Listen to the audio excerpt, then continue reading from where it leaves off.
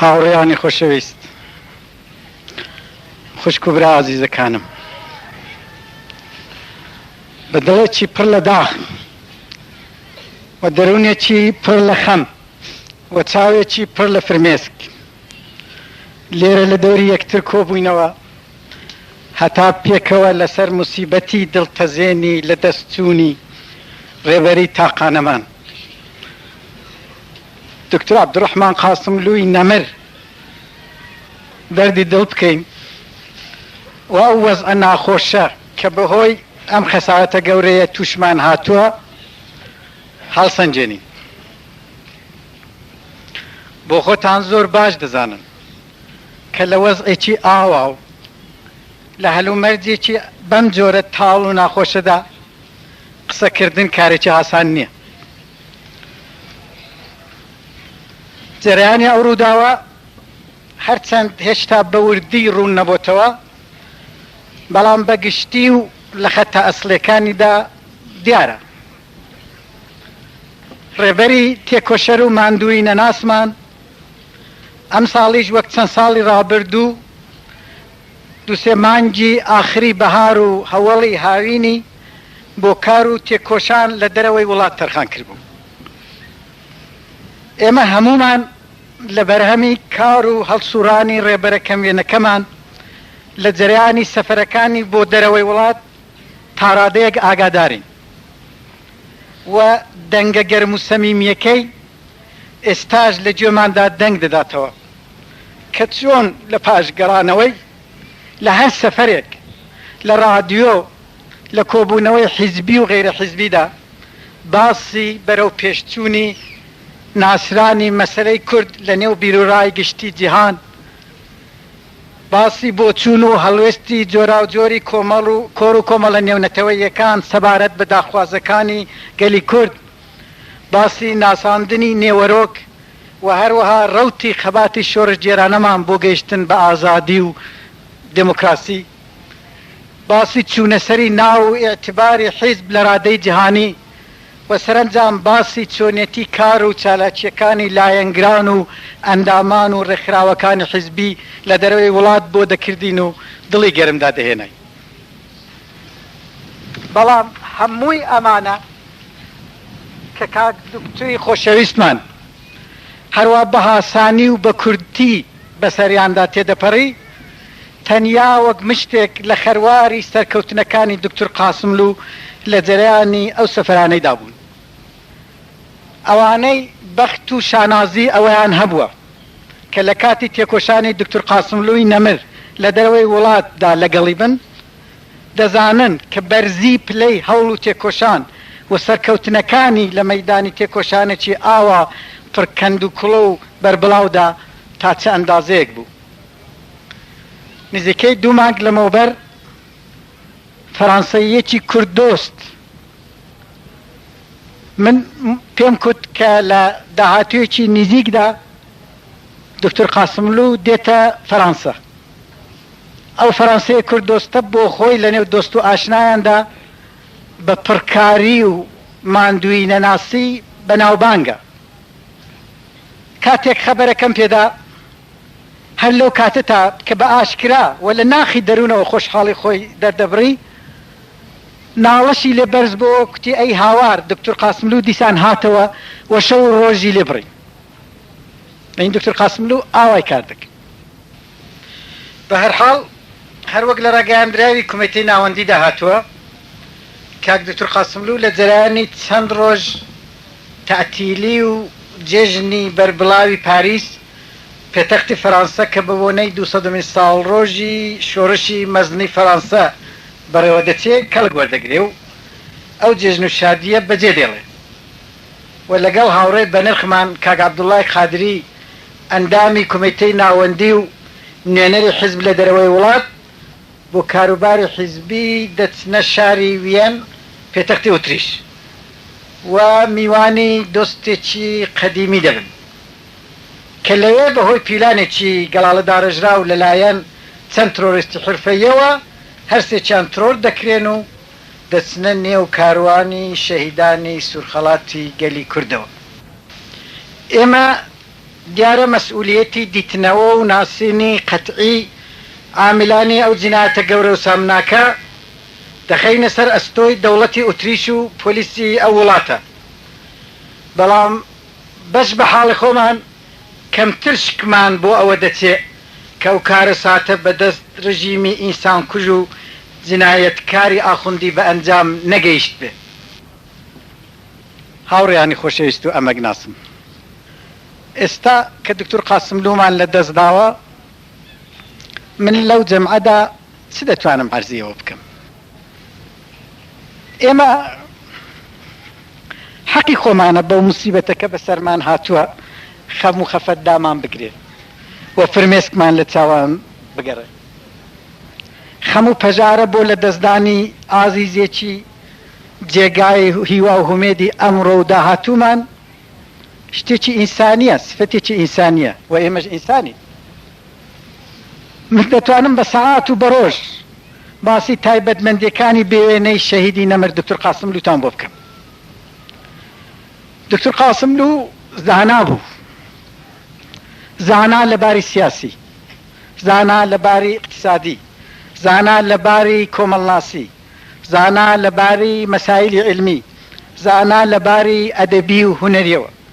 بە کورتی زانایەکی گشتی، یعنی ئەو جۆرە زانایانە کە لە قەدیمدا پیان دەکوتن فەیلسوف یا بڵێن حەکیم. دکتۆر قاسملوو زانایەکی ئەمەلی، ینی بەکردەوەش بوو، ینی کەسێک بوو کە زاناییەکانی لە مەیدانی کردەوەدا بەکار دەبرد وەک ئامڕازێک و وەسیلەیەک بۆ خزمەت بە ئینسان، بە کۆمەڵ و بەگەل کەڵکی لێوەردەکرد. دکتۆر قاسملوو بەڕاستی بەکار و پڕکار بوو، ماندوویی نەدەناسی و بێزار بوو لەوە کە هیچ کاتێکی بچووک لە ژیانی ڕۆژانەی بەبێ کار و بێهودەڕا ببرێ. دکتۆر قاسملوو شۆڕژگێر بوو، شۆڕژگێر بە مانای ئەسڵی کەلیمە، یعنی کەسێک کە دەیهەوێ ئاڵوگۆڕێکی قوڵ و بنەڕەتی لە جیهەتی باشترکردندا لە هەر بوارێک و هەر بارێکدا کە نالەباری تێدا بەدی دەکرێت پێک بێنێ. دکتۆر قاسملوو قانع بوو لە ڕاستیدا هەر لەو کاتەدا کە ئەگەر بۆی گونجابە پێی خۆش بوو ژیانێکی زۆر باش ڕابوێرێ و باش بژی، ئەگەر پێویست بە لە هەموو کەس قانعتر بوو، بە سادەترین و کەمترین ئیمکان بە فەوری ڕادەهات. دکتۆر قاسملوو ئازا و نەترس بوو، تەنیا ئەوانەی لە نزیکەوە لەگەڵی بوون دەزانن کە چۆن لە مەیدانی خەباتدا و لە دژوارترین هەلومەرزدا نەکەر خۆی نەدەدۆڕاند، بەڵکو دەرسی خۆراگری و لەسەرخۆیی و ئازایەتی بە دەوروبەرەکانی دەدا. دکتۆر قاسملوو ئینسان و ئینسان دۆست بوو. کێ هەیە دووجار دکتۆر قاسملووی لە نزیکەوە دیت پێ و هەستی بەو دەریا عاتیفە و خۆشەویستیە کە لە سینجیدا مەوجی لێدەدا نەکردبێ؟ سەرنجام دکتۆر قاسملوو مامۆستا و معەللیمێکی بەخشندە بوو، یعنی تەواوی هەوڵ و تێکۆشانی ئەوە بوو کە ئەوەی دەیزانێ و تەواوی ئەو سیفەتانەی کە هەیەی ڕاستەوخۆ و ناڕاستەخۆ لە هەموو هەلومەرجێکی مناسبدا فێری هاوڕێیانی بکە. بەڵێ بەڕاستی ڕێبەرەکەمان ڕێبەرێکی کەمیێنە و هەڵکەوتوو بوو و چێ هەیە بەخۆی بڵێ ئینسان و لە نزیکەوە ناسی بێتی و ئێستا لە نەمانیدا تەمی خەمدای نەگرت. بەڵام ئێستا ئێمە دەبێت چ بکەین؟ دەستەوەژنە و خەمبەبار دابنیشین و فرمێسک برێژین، یان بیر لەوە بکەینەوە کە ئەگەر ئێستا کاک دکتۆر بۆ خۆی مابە و سایەی لەسەرمان بە چی دەکرد، چی پێدەکوتین و چۆنی ڕێنوێنی دەکردین. بەداخێکی گرانەوە لەبەر زۆر گیر و گرفت ئێمە کە لێرە کۆبووینەوە بۆمان ناگونجێ لەسەر تەرمی شەهیدی خۆشەویستمان کاک دکتۆر قاسملووش کۆبینەوە و لەگەڵ ڕێبەرمان، مامۆستامان، ڕێنوێنمان، بابمان، برامان خوا حافزی یەکجاری بکەین. بەڵام لەم جێگا تایبەتێک کە کۆبووینەوە خۆی مانایەکی تایبەتی تێدایە.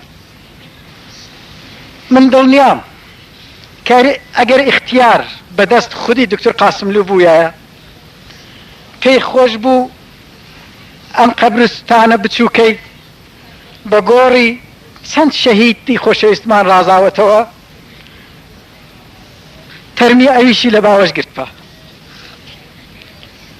جێگای دکتۆر قاسملوو خاچی پاک و پیرۆزی کوردستان و ریزی ئەو ریزی شەهیدانی ڕێگای ئازادی کوردستانە. من ئێستا کە لێرە ڕاوەستاوم لێرەڕا چاوم لەو جێگایەیە کە دکتۆر قاسملوو نزیکەی دەمانگ لەمەوبەر بێدەنگ و خەمچین پڕ لە احترام لێ ڕاوەستا بوو لەسەر قەبری تازە گڵکراوی وەستا ئەحمەدی داغەی، هاوڕێی کۆن و دڵسۆزی حیزبی و ڕەفیقی زۆر خۆشەویستی و نزیکی کاک دکتۆر قاسملوو.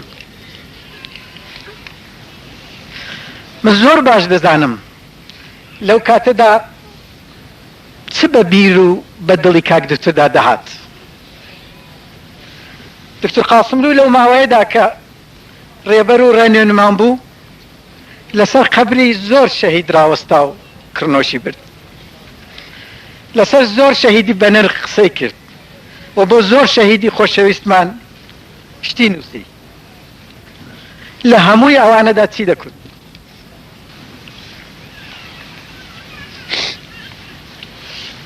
مەگەر نەیدەکوت باشترین پاداش بۆ شەهیدان درێژەدانی ڕێگایانە؟ مەگەر نەیدەکوت ئێمە لەم ڕێگایەدا یان سەر دەکەوین یان سەر دادنین و لەگەڵ کاروانی شەهیدان دەکەوین؟ بەدەیان جار ئەوەی دووپات کردوتەوە. باشە ئێمە ئێستا کە لێرە لەسەر گڵکۆی شەهیدان لەسەر هاوکاروانانی ڕێبەری خۆشەویستمان ڕاوەستاوین لە خۆمان و لە هەموو دۆستان و لە دوژمنیش پرسیار بکەین چی وەک دکتۆر قاسملوو قسە وعدەی دەگەڵ ڕەفتار و کردەوە یەکی گرتەوە؟ اینجا ڕوو لە خۆمان بکەین، لە خۆمان فکرین ئێمە چین؟ وەڵام ئێمە پرسیارە ڕوونا. ئێمە خۆشەویستی دکتۆر قاسملووی نەمرین، بەڵام ئەگەر خۆشەویستی ئەوین و ئەومان خۆش دەوێ ئایا نابێت کارێک بکەین کە ئەو خۆشحاڵ بکەین؟ ئێمە شاگردی دکتۆر قاسملووی، بەڵام ئەگەر خۆمان بە شاگردی ئەو دەزانین ئایا نابێت دەرسەکانی ئەو فێربین و بەکاریان بەرین؟ ئێمە ڕێبوارانی ڕێگای دکتۆر قاسملووین، بەڵام ئەگەر ئەو بەڕێنوێنی خۆمان دەزانین ئایا نابێت تێبکۆشین هەر بەو ڕێگایەدا بڕۆین کە ئەو پێی نیشان داوین؟ خوشکان و برایانی عەزیزم، من لە سەرەتادا عەرزم کردن کە قسەکردن لە خزمەتی ئێوەدا و لەسەر کەسێکی وەک دکتۆر قاسملوودا شتێکی هاسان نییە و بۆ خۆشتان دەیبینن. جا ئەگەر قسەکردن ئاوا دژوار بێ دیارە درێژەدانی ڕێگای دکتۆر قاسملوو و ئەنجامی ئەو ئەرکانەی ئەو بۆ ئێمەی بەجێهێشتووە دەیان و سەدان بەرابەر دژوارترە. بەڵام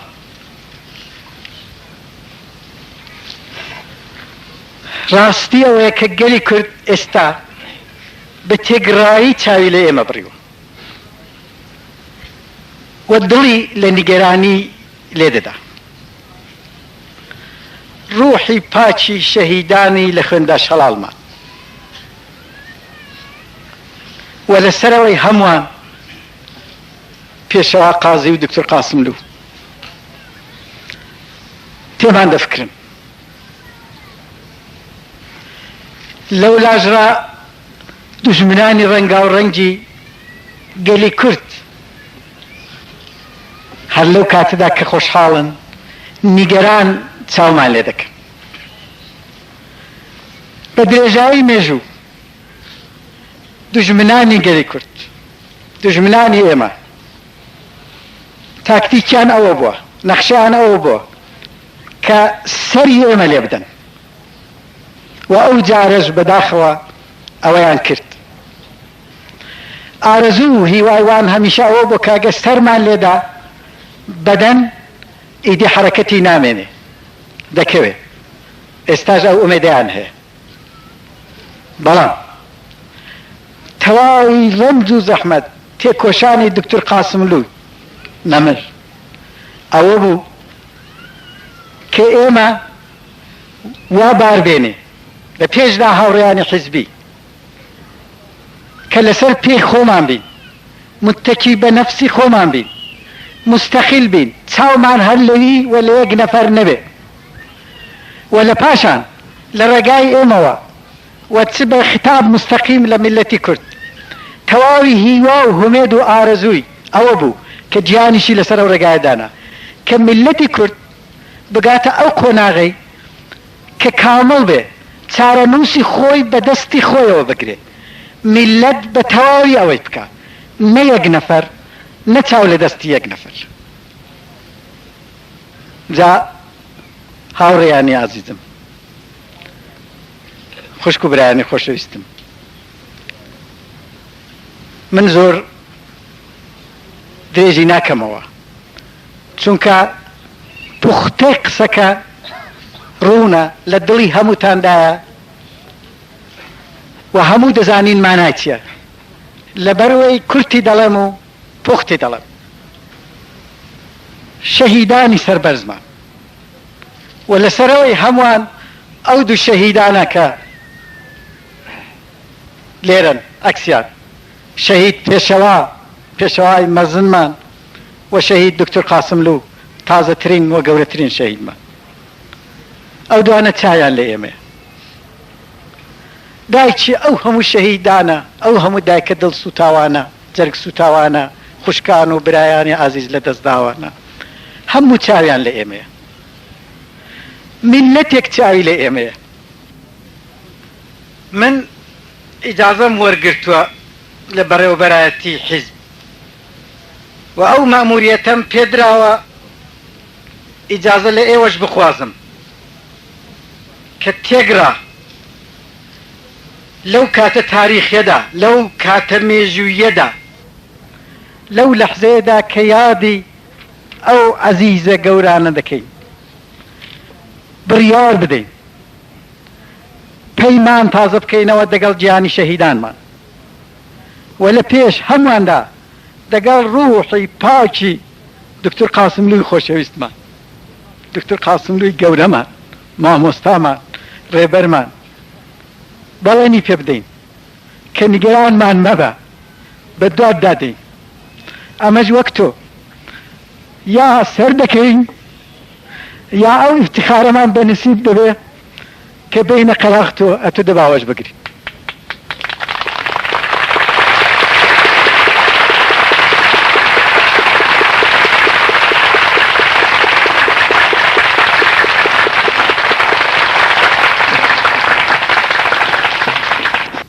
ئازیزانم، بە بۆنەی لە دەستدانی دڵتەزێنی ڕۆڵەی هەڵکەوتووی گەلی کورد دکتۆر قاسملوو سەرخۆشی دەکەم لە ئێوەی بەڕێز، لە هەموو ڕێبوارانی بە ئەمەجی دکتۆر قاسملوو، یعنی کادر و ئەندامان و پێشمەرگە نەبەزەکان و هەموو لایەنگرانی حیزب لە گەلی کورد لە کوردستانی ئێران و بەگشتی لە هەموو نەتەوەی کورد سەرکەوێ خەباتی گەلی کورد بۆ ئازادی و ڕزگاری.